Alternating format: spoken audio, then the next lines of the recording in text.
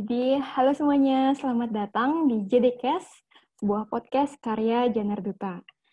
Baik, sebelumnya perkenalkan, saya Anjani selaku staf simulasi dari Divisi Medis, Tim Bantuan Medis Janar Duta, yang pada kesempatan kali ini akan memandu jalannya JDcast yang seru ini ya.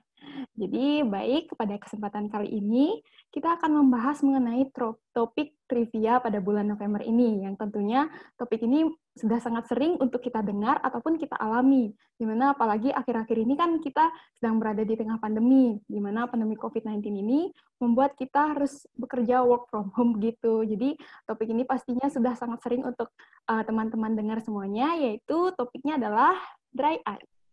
Baik, di sini kita kedatangan salah satu senior kita yang cantik ini ya, yaitu Dr. Priscilia Dwi Anggita, di mana kita mau sapa dulu nih dokternya. Halo, selamat malam dok. Selamat malam, Anjani. Siap, Mai. Ya, baik dokter. Jadi karena tak kenal maka tak sayang nih, maka kita perkenalan dulu dengan dokter yang cantik ini ya. Jadi di sini ada Dokter Priscilla. Dokter Priscilla merupakan salah satu seorang senior kami di TBM Janar Duta dari Angkatan 21, yang sekarang sedang melanjutkan studi pendidikan dokter spesialisnya pada bagian ilmu kesehatan mata di FK Unut RSUP Sanglah, begitu ya dok ya? Ya. Baik, Dokter Priscil ini juga merupakan seorang dokter umum di RS Mata Ramata Bali sejak tahun 2019 kemarin hingga sekarang. Dokter Priscil juga memiliki begitu banyak riwayat prestasi dan pengalaman, yaitu seperti salah satunya yang terbaru adalah menjadi pembicara kegiatan pengabdian sosial pada tahun 2019 pada Fakultas Kelautan dan Perikanan Universitas Udayana. Wah, panutan sekali nih dok dari pengalamannya. Dapat kesempatan. Baik, mantap banget dok. Jadi dari dokter Priscil nih, untuk saat ini ada kesibukan apa nih dok? Mungkin bisa dijelaskan secara singkat dok kesibukannya? Iya, kesibukannya adalah sebagai residen mata. Jadi kan kebetulan masih tahun pertama, juga baru masuknya di PPDS IK Mata FK Unut. Jadi saat ini kesibukannya sih itu aja sih.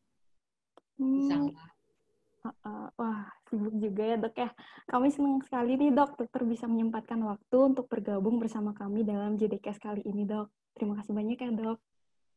Ya, terima kasih juga untuk TBM Janar Duta sudah memberikan saya kesempatan untuk bisa ikut berpartisipasi di program JDCast podcast dari TBM Janar Duta yang kreatif ya di tahun 2020, inovatif banget. Iya, Mantap. terima kasih dokter. Jadi karena kayaknya ini udah nggak sabar nih dok, udah tanpa berlama-lama lagi, gimana kalau misalnya kita mulai aja nih dok, diskusi kita hari ini, yaitu tentang dry eye. Sebelumnya suara saya terdengar jelas kan ya di dokter? Ya, ya, jelas. Suara saya gimana? Jelas dok. Terima kasih dokter. Baik, tentang dry eye ini dok, kita kan pasti dalam pandemi ini kita sering berada di depan layar laptop gitu. Jadi kita nggak aneh lah, nggak udah pasti sering banget nih denger apa itu dry eye atau mata kering ini. Jadi izin bertanya nih dok, kalau misalnya dari segi pandangan medis sendiri, sebenarnya dry eye itu apa sih dok? Jadi dry eye itu sebenarnya dari definisinya ya, dry eye itu adalah penyakit multifaktorial, artinya banyak faktor yang bisa menyebabkan air mata atau permukaan dari mata tersebut terjadi gangguan yang menimbulkan gejala tidak nyaman, kemudian bisa juga gangguan penglihatan dan ketidakstabilan pada lapisan air mata. Nah, hal ini dapat berpotensi merusak dari permukaan mata tersebut dan biasanya juga bisa diikuti dengan peningkatan osmolaritas dari lapisan air mata ataupun inflamasi atau peradangan di permukaan mata. Jadi ini suatu hal yang banyak faktor penyebabnya yang menyebabkan gangguan dari lapisan air mata sebenarnya definisinya berarti dry eye disease atau penyakit mata kering. Jadi kayak banyak gitu ya dok ya faktor-faktor yang dapat menginduksi terjadinya dry eye ini. Jadi kalau misalnya nih dok kita mengalami dry eye, sebenarnya gejala-gejala apa saja sih dok yang dapat kita alami dan rasakan gitu waktu kita mengalami dry eye? Jadi sebenarnya kalau dari gejalanya sendiri tiap orang tuh bervariasi. Dari ada yang cuman mengeluhkan matanya kering, terus ada yang rasanya ngeres atau ada sensasi benda asing. Kemudian ada juga yang malah air. berair kayak gitu. Kemudian juga misalnya ada yang nyeri, ada yang matanya jadi merah karena terjadi peradangan, silau, dan bahkan bisa diikuti dengan gangguan penglihatan, yaitu turunnya tajam penglihatan, dan bahkan bila terjadi komplikasi, bisa terjadi erosi atau perlukaan pada lapisan kornea mata. Seperti itu. Sangat bervariasi sih dari derajatnya ringan hingga berat. Jadi kayak banyak gitu ya dok ya gejalanya. Jadi perlu kita ketahui juga sih itu.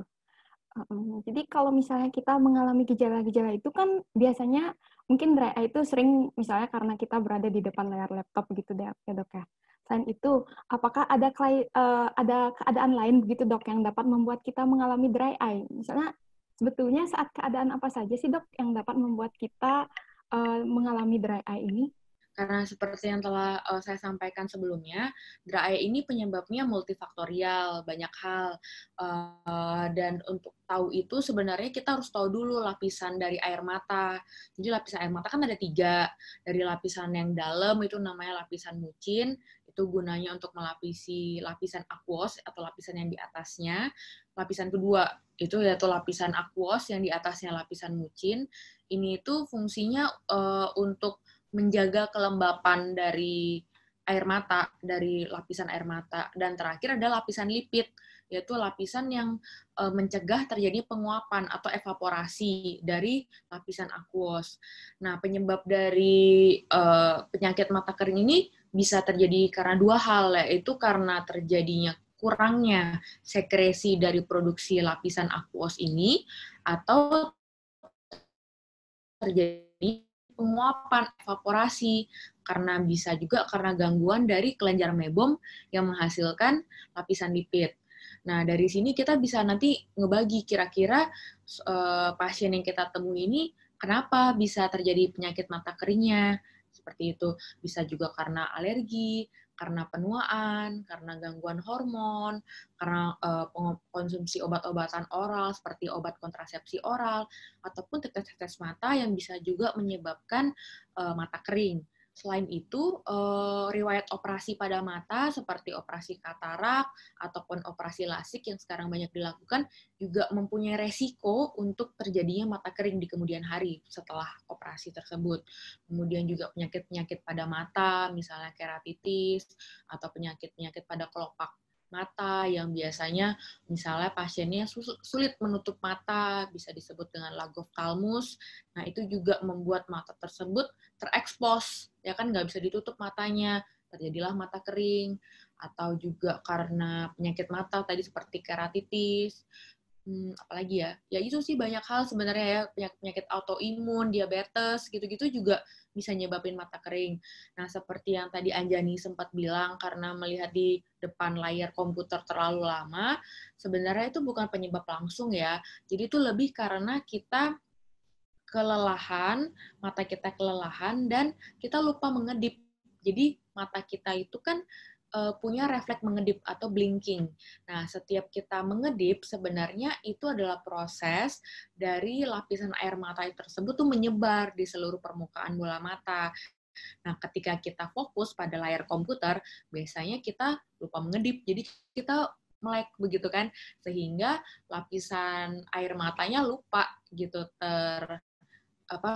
tersebar secara merata. Itulah yang membuat biasanya pasien-pasien atau orang-orang tuh jadi cepat lelah dan matanya terasa kering. Seperti itu. Banyak Iya, hal. Jadi banyak hal gitu ya dok ya. Jadi nggak cuman karena kita terlalu sering lihat di layar komputer atau laptop gitu, jadi kayak ada dari genetiknya ataupun obat-obat yang kita gunakan gitu ya dok ya. Jadi dok, dalam keadaan ini kan lama-kelamaan kalau kita sering dry eye ini ganggu banget ya dok, ganggu aktivitas banget nih. Jadi kira-kira treatment yang bisa kita lakukan untuk menangani dry eye atau mata kering ini kira-kira apa aja tuh dok? Mm-mm. Sebelum memberikan suatu terapi, tentunya dokter kan harus periksa dulu ya. Jadi dimulai dari anamnesis. Nah, ada kuesioner yang khusus untuk dry eye. Itu kita bisa menilai kira-kira ini derajat dry eye-nya seperti apa. Kuesionernya itu bisa dilakukan banyak kuesioner yang tersebar untuk dry eye. Setelah itu kita bisa lakukan pemeriksaan dari air matanya maupun kelenjar air matanya. Banyak hal bisa diberikan pewarnaan dengan fluoresin. Ada istilahnya pemeriksaan tear break-up time, atau pemeriksaan skimmer, ataupun pemeriksaan pada kelopak matanya dan kelenjar meibomianya untuk melihat apakah paten nggak kelenjarnya, ada sumbatan nggak, salurannya tuh ada masalah nggak, kayak gitu. Selain karena ada gangguan mungkin pada produksi maupun pada gangguan pada evaporasi, seperti itu. Nah, setelah kita tahu kenapa nih, apa yang terjadi pada lapisan bola matanya, baru kita bisa tahu terapi apa yang bisa kita berikan. Kemudian terapinya sendiri itu biasa dengan tetes mata artificial tears atau tetes air mata buatan. Itu yang umum ya, yang biasanya diberikan di tahap awal pasien datang. Kemudian bila pasien yang membutuhkan terapi yang lebih lanjut lagi, artinya tidak terapinya kurang efektif dengan terapi artificial tears, bisa digunakan dengan artificial gel, tear gel. Jadi dia bentuknya salep, jadi lebih long lasting efeknya. Kemudian bisa juga dengan punctal plak ataupun obat-obatan, baik tetes mata yang mengandung obat-obatan yang harus diresepkan oleh dokter maupun obat-obatan oral yang diminum. Kemudian bila dia mengalami ada steroid topikal, tapi atas resep dokter itu. Kemudian juga kalau misalnya dia ada gangguan nih pada kelenjar air matanya, kesumbat, biasanya dengan kompres hangat, kemudian kebersihan bulu matanya, karena kan ada resiko juga kalau pasien-pasien yang ada inflamasi pada kelopak mata tuh bisa jadi dry eye juga. Jadi ditangani penyakitnya itu. Kemudian, ya apa sih penyebabnya? Misalnya karena dia obat-obatan, ya mungkin berarti diganti obat-obatannya atas saran dari dokter yang memberikan. Kemudian juga ada suplemen. Biasanya kalau untuk orang-orang dengan dry eye yang parah diberikan suplemen tambahan seperti minyak ikan. Namun ini juga masih banyak perdebatan ya, banyak studi yang bilang tidak signifikan, tapi ada juga yang bilang signifikan. Jadi ya namanya suplemen ya boleh-boleh aja sih sebenarnya, ya nggak sih? Kayak gitu. Cukup kompleks ya dok ya, ternyata treatmentnya itu yang dimana prinsipnya dia itu mengatasi penyebabnya. Terapi antara dia itu gejalanya ringan, sedang, berat, itu ada perbedaan terapi. Jadi nggak semua itu dikasih di awal. Pasti kalau nggak bisa yang ini, baru diganti yang ini, baru diganti yang ini gitu. Jadi ada tahapannya. Oh iya, baik dokter. Jadi kayak mengikuti juga derajat dari dry eye-nya itu sendiri ya dok ya. Baik dok, terkait tadi dokter sempat mengatakan ada artificial tears begitu dok. Itu kan tadi dokter mengatakan itu salah satu obat tetes mata, yang dimana kita sering gunakan adalah artificial tears. Dari teman-teman mungkin pasti banyak yang bertanya nih dok, bagaimana sih cara mungkin memilih obat tetes mata yang baik saat kita mengalami dry eye tersebut dokter? Jadi kalau tetes mata artificial tears itu sebenarnya juga banyak macamnya. Jadi kandungannya tuh macam-macam juga gitu kan. Jadi itu nanti sesuai dengan kebutuhan pasien. Artinya pasien ini masalahnya itu di mana, dia butuhnya apa. Nah, itu nanti disesuaikan. Tapi yang paling penting adalah untuk pada pasien-pasien dengan dry eye disease atau penyakit mata kering ini, mereka kita pilihkan obat-obatan tanpa zat pengawet, atau artinya free of preservative kayak gitu. Zat pengawet yang biasa digunakan pada obat tetes mata adalah benzalkonium klorida. Bisa nanti biasanya kebaca sih di apa namanya di strip obat tetes matanya itu ada nggak zat itu. Nah, karena zat pengawet ini bisa merusak epitel dari kornea maupun konjungtiva atau lapisan dari luar dari permukaan bola mata, yang tentunya kurang baik ya diresepkan untuk pasien-pasien dengan penyakit mata kering. Bedanya lagi nih, kalau misalnya obat-obatan tanpa zat pengawet, bentuknya itu dalam mini dose, artinya dia strip, terus ada kayak tabung-tabung kecil yang digunakan langsung kayak cuma berapa hari, 1-3 hari doang maksimal, terus habis itu dibuang. Jadi karena dia tanpa zat pengawet. gitu, bukan dalam bentuk tabung. Biasanya kan ada yang bentuk tabung, ada yang tabung kecil-kecil. Menambah ilmu sekali ya dok ya, nih jadi saya juga baru tahu nih ternyata ada yang kecil-kecil gitu ya. Biasanya lihatnya yang gede-gede aja gitu dok. Iya. Izin melanjutkan nih dok. Terkait itu berarti kalau misalnya nih artificial tears-nya itu mungkin kita rutin gitu menggunakannya itu dok. Apakah itu aman sebenarnya bagi kita atau bagi kesehatan mata kita dok? Kalau artificial tear sendiri sih nggak ada masalah sih, boleh digunakan. Dia untuk pasien-pasien mata kering tuh kayak boleh digunakan sesering mungkin tuh nggak masalah. Kayak bisa tiap 2 jam dipakai juga nggak masalah, tidak menimbulkan komplikasi apapun. Nah, yang masalah itu kalau dia diresepkan steroid tetes mata. Nah, kadang kan pasien dengan mata merah tuh ada suatu kalanya dia perlu mendapatkan obat tetes mata steroid. Nah, itu yang tidak boleh digunakan dalam jangka waktu yang panjang. Jadi hanya ini digunakan dalam waktu yang singkat untuk mengatasi inflamasi yang akut atau yang sedang terjadi saat itu saja. Setelah selesai ya udah nggak dipakai lagi. Tapi kalau artificial tear sendiri itu aman untuk digunakan. Sisanya kalau obat-obatan lain yang diresepkan dokter ya sesuai anjuran. Pasti nanti dokter mata teman-teman itu akan memberi kapan harus dipakai, sampai kapan, gitu. Dan pengobatan untuk dry sendiri sebenarnya nggak singkat sih. Dan tiap orang tuh beda-beda kapan dia ngerasa enak. Jadi lebih ke kayak saya udah enakan deh pakai ini, ya udah. Kadang juga belum sembuh-sembuh butuhkan terapi lanjutannya. Wah, begitu ternyata ya dok ya. Jadi nggak sesimpel itu ternyata ya, perlu beberapa tahapan treatment mungkin begitu ya dok ya, terkait penggunaan artificial tears itu. Jadi izin bertanya kembali nih dok, kalau misalnya dry eye, mungkin sering kita dengar nih, kalau misalnya cara mencegahnya nih dok, apa saja mungkin yang dapat kita lakukan untuk mencegah terjadinya dry eye ini dok? Sebenarnya dry eye itu kalau pas kayak kita muda-muda gini ya, itu tuh jarang sih dry eye karena eh, mata kita tuh masih misalnya itu normal gitu. Kita kan masih sering ngedip. Jadi ini terjadi kalau misalnya kita punya kondisi yang spesial nih, misalnya kita punya suatu penyakit autoimun atau kita konsumsi obat-obatan kayak gitu. Nah, itu kan kita lebih ada tendensi untuk terjadi dry eye kan.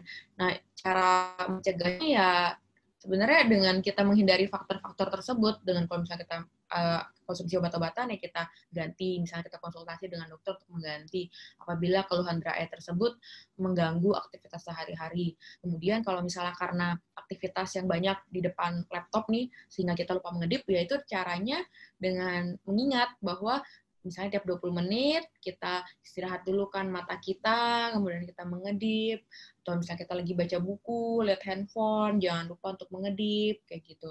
Sebenarnya lebih cara-cara simple seperti itu sih. Dan kalau misalnya dia karena gangguan pada kelenjar air matanya ya, itu biasa dengan kompres hangat, kayak gitu. Dengan terapi-terapi yang lebih spesifik lah sebenarnya.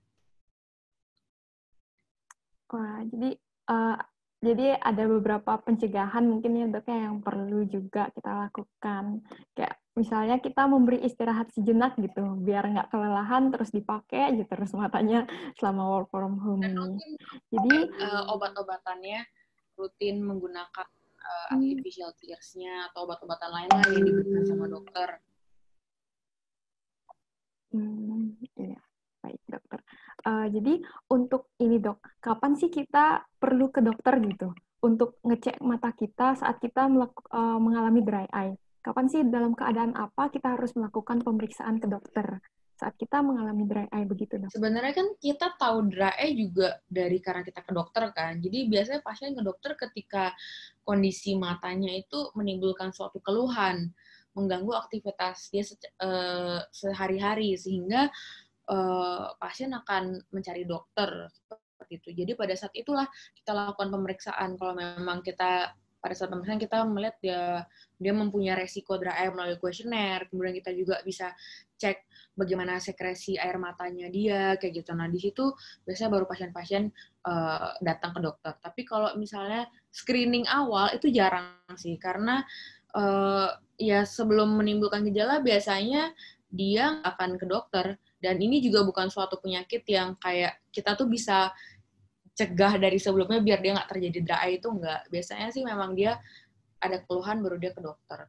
Tapi kalau dia misalnya udah sakit, terus misalnya dia follow up ke dokternya, itu tergantung juga derajat keparahan dry eye-nya. Misalnya kalau dia parah banget sampai ada ulkus, ada erosi, ya dia akan lebih singkat. Misalnya kayak tiap 3 hari kontrol, tiap 1 minggu kontrol.